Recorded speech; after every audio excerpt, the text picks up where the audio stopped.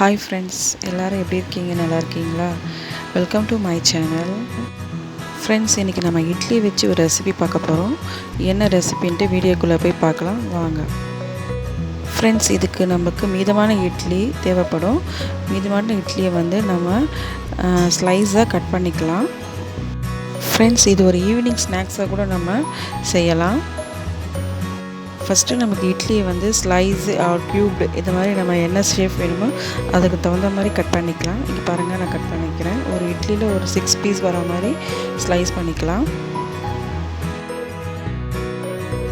இப்போ ஒரு கடாயில் ஒரு 2 டேபிள் ஸ்பூன் நம்ம எண்ணெய் விடலாம். எண்ணெய் விட்டதுக்கப்புறம் ஒரு 1/2 ஸ்பூன் ரெட் சில்லி ஆட் பண்ணுறேன். பாருங்கள், ரெட் சில்லி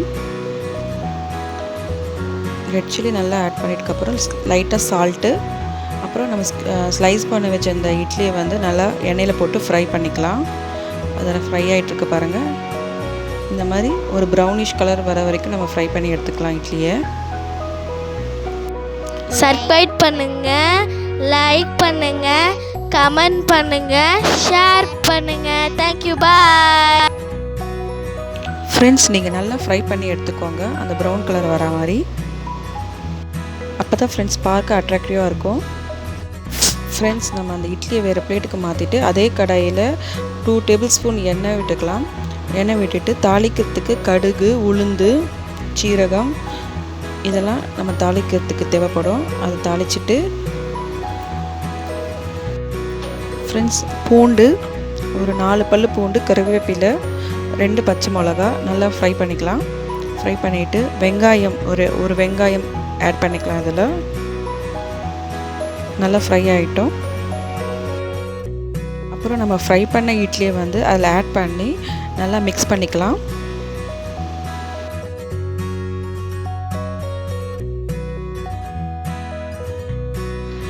ஃப்ரெண்ட்ஸ், நம்ம இதில் கொஞ்சம் கீ சேர்த்துக்கலாம். ஒரு ஸ்பூன் கீ சேர்த்திங்கன்னா நல்லா டேஸ்ட்டு நல்லாயிருக்கும். ஃப்ரெண்ட்ஸ், தேவையான அளவு சால்ட்டு.